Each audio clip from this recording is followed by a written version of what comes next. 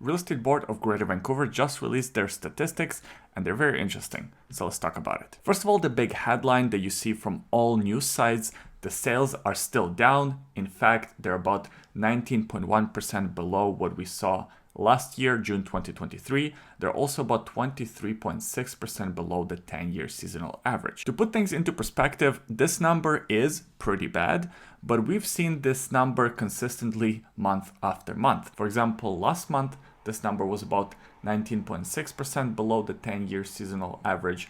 The month before that, this number was about 12.2% below the 10-year seasonal average. The month before that was 31.2%.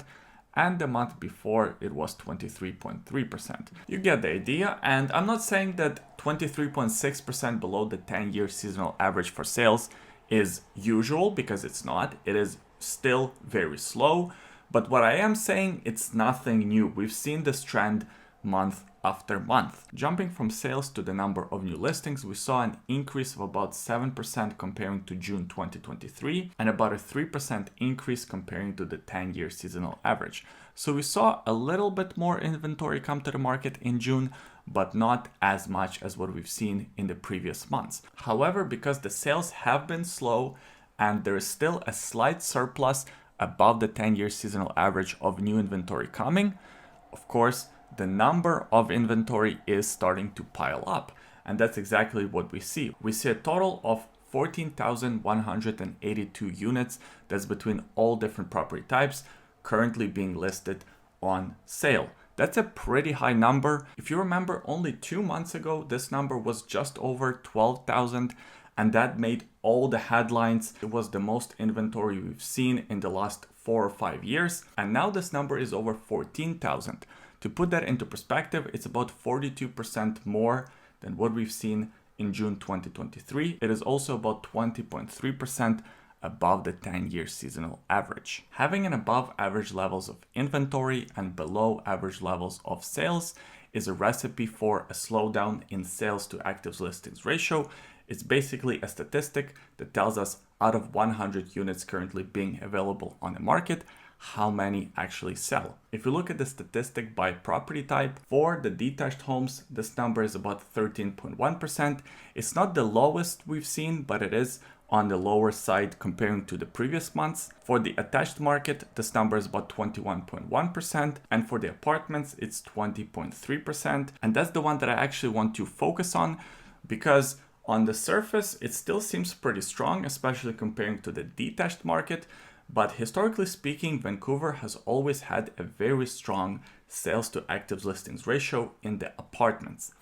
And I think the slowdown with the apartments market is what's really creating a lot of this slowdown in the market. And this slowdown, in my opinion, has a lot to do with investors losing interest. For the first time since COVID, we've seen a decrease in rental rates for one-bedroom apartments in Vancouver. According to rentals.ca, year-over-year rental rate for one-bedroom apartments is down by almost 5.5%. And for a two-bedroom apartment, the rate is down by about 1%. That's not very encouraging to see for investors. On top of that, of course, with higher interest rates, we've seen an increase in mortgage payments. So now you have the situation where the rents are going down, but mortgage payments are higher than usual, and a lot of investors are not investing. On top of that, a lot of investors that currently have their apartments rented out are looking for a way out because some of them are underwater. Again, the rental rates are not as high. They're not really increasing rental rates. And if they have a tenant move out, they can't really bring in a tenant at a much higher rental rate. On top of that, their mortgage payments have increased or will be increasing soon if they have to renew their mortgage. So they're preemptively trying to get out of their investment. And that's why we've seen a lot of condo inventory specifically come to the market, but not enough sales in this segment. And as I mentioned last month, this is actually a great opportunity for a lot of first-time homebuyers because from my experience, first-time homebuyers are the ones who are looking for these type of units. A studio, one bedroom, and then. So if you're a first-time homebuyer looking for these types of units, take advantage of this opportunity because, of course, tough times for investors won't last forever. And to wrap up the statistics portion of this video, let's actually look at the prices. The prices are not going up, not surprisingly, since the market is pretty slow. So by the property type, the detached houses on average have increased by about 3.7% comparing to June 2023, and they're also about 0.1% down comparing to May 2024. For apartments, the numbers are 1% increase comparing to June 2023 and a 0.4% decrease comparing to May 2024. However, this number is actually very interesting, once again, for apartments specifically, because it's not the same for all areas. For example, some areas are actually down year over year. Squamish is down, some parts of Burnaby are down. So again, if you're a buyer looking for condos in these areas, you should really have some good negotiating power. And coming back to the prices, for attached homes, the prices are up by about 3% comparing to last year, June 2023, but they are down by about 0.6% comparing to May 2024. So overall, the statistics are very interesting. As you can see, there is a slowdown in the market. There's also slowdown in terms of the prices. They're not increasing as much. In some cases, they're even going down. Some property types are selling better than others. And I think now more than ever, it is important to be educated as a buyer and as a seller. As a buyer, you really have to know what negotiating power you have. You have to know how much demand there is for the specific type of property you're looking for.